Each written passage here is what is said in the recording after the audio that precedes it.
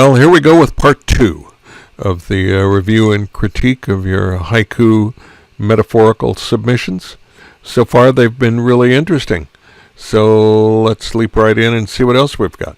This is a really interesting, almost abstract shot of this little dog. The texture and the tones are really delightful, particularly around what I assume is the head and ears of the dog.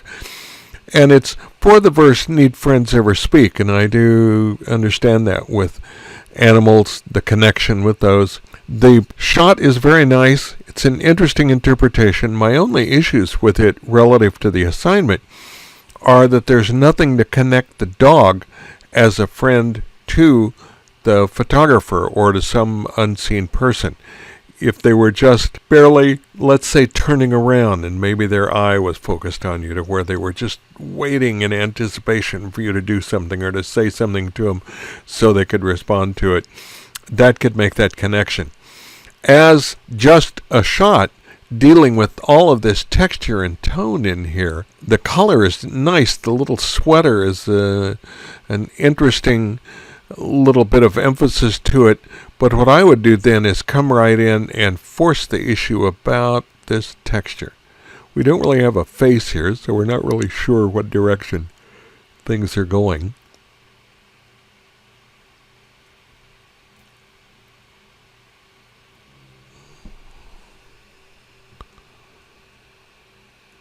So I think that's kind of a fascinating little abstract portrait of something that just happens to become that dog.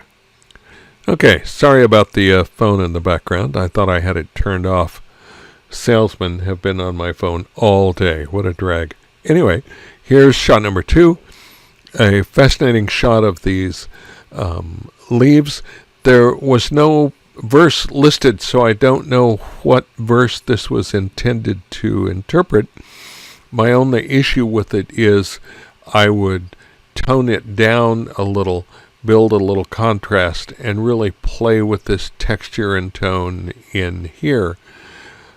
This blown out part is really pretty distracting, although I think we could bring it down some. Probably the easiest, quickest way to see how that works would be to make a duplicate layer. And then let's see what happens if we give it first a multiply layer. Oh, look at that background. That's pretty nice. Now we're starting to make sense of this. So what I would do then is simply make this a layer mask. Pick up a black brush. Make it nice and big. Bring the opacity way down.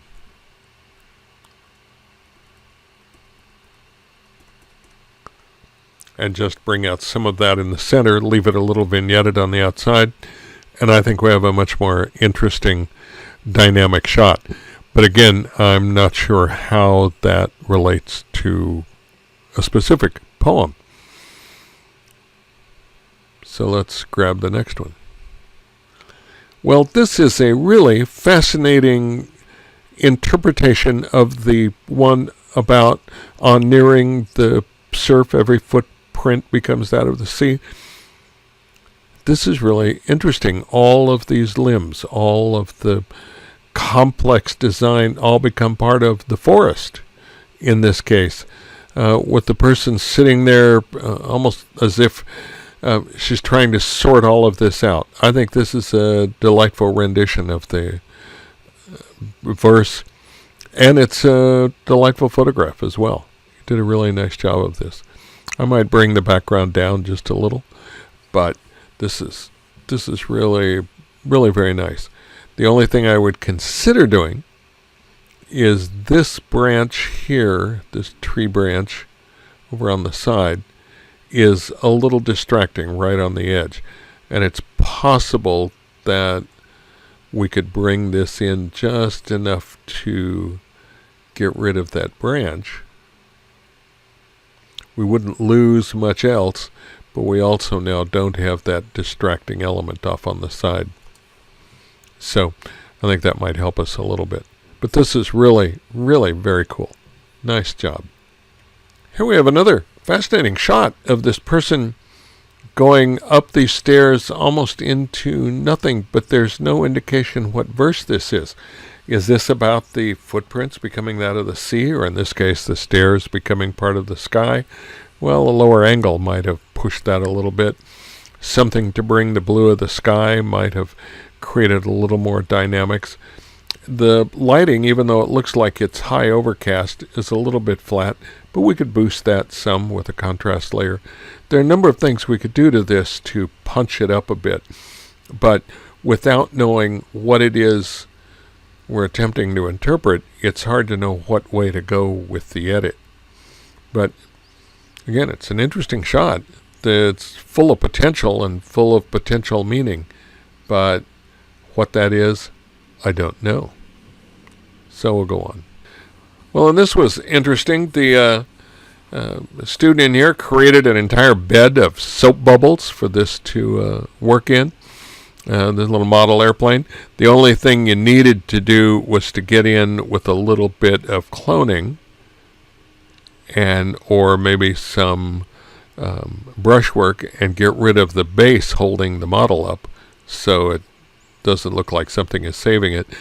The verse was about the bee in a web flapping its wings in some hope of escape. And this is sort of good for that. We need some lightning bolts here, or for those of you that remember the old Twilight Zone episode of the monster on the wing, we need some evil thing here trying to take this plane apart. But it's an interesting macro shot. The only problem is that the only area that's sharp is here. This would have been a shot that would have profited from using the focus stacking technique to give us a little more of the airplane in focus. Because it is so shallow in this macro shot, that really makes it look more like a toy airplane than like a real one, even though it's a pretty detailed model. Well, and here we have a nice table setting shot. The lighting is interesting. The color works. The color palette of the warm and cool colors works pretty well. The verse that it's supposed to be about is the bowl, the rice bowl with nothing in it. Well, the problem from an interpretation standpoint is this is such a beautiful place setting, it looks like it's just been set and is waiting for the food to be served, as if there's real food. This isn't something indicating that there is no food and isn't going to be any food.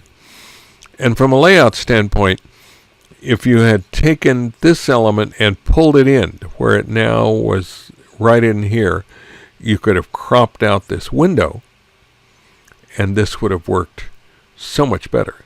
Would have been a lot tighter shot. So there would have been things that we could do to improve this. What's here is an excellent start. It's sharp. The right stuff is in focus. This is a really good beginning for this shot, but you need to work on it just a little more. Well, this is a really fascinating interpretation of the abandoned board verse. And it's really a very interesting shot all on its own. And my first response was I wanted to straighten up that window so that it didn't look so warped. But the more I've looked at it and put it in the context that it's supposed to be in, the more I actually kind of like that warped window. It looks like it's on a building that's sagging and falling in, like it's really old. And that helps explain the dirt and grime on the window panes themselves. I think it's a really interesting shot. So despite what I thought at first when I saw it, I'm not sure I would do anything to this. Let the dark of the building become its frame. That really helps to emphasize the barrel distortion on the window. I think I'd leave it. Interesting. Good shot. Oh, and here we have a sepia-toned shot of the verse, "When dew evaporates," talking about things that are ephemeral and that are going away. In this case, children always help convey that story really well because they do seem to be so ephemeral as children. Then they grow into adults, and goodness knows what you get then. I think what would have been fascinating in this, since it's sort of a setup shot anyway, would be to put a different face here. Maybe her mother or grandmother. That face in the mirror. And that so this is what this person has to look forward to. I'd also hold a mirror differently so we didn't have this thumb here and make us wonder what's holding this up. And darken this down. I think this has the potential of being a really fascinating, pensive, thought-provoking portrait. Very good start. Very good concept. Now you just need to pull it out some more. Make it work a little stronger. And here's our last one in this series. This one is for that lovely bowl that has no rice in it. The backstory on this from the photographer is fascinating, about someone who spends their money on cool clothing and doesn't have enough left for food. This is really, really interesting because here is some fancy clothing, but it's going to be really chewy if you're going to have to eat it. The only thing I would do with this is straighten this place setting up a little bit. It looks like it's leaning. Let's see if that's true. Yeah, it's leaning a little bit. I would pull that over and see what we could do to make it a little bit better, and then tighten up the shot, which we'd probably have to do if we rotated the whole thing a little bit. But the lighting is good on this. We could bring these highlights down a little bit. That would be a job for Camera Raw. But this is a nice concept. It works really well against this dark wood background. So you've done, like in a lot of these, this is an excellent, excellent start for this. Now you just need to play with it a little bit. Don't be afraid when you're going on, and especially for the final project, don't be afraid to push them. Push the concepts in this new evolving world that you're going to be facing when you get out of school. Technology is solving itself. It's the concept and the ability to look at high concept work, to create high concept work, that is really going to make the difference, to separate you from the crowd. So this is very nice. Very nice. You all have done an excellent job. That's it for now, and good luck with your final projects.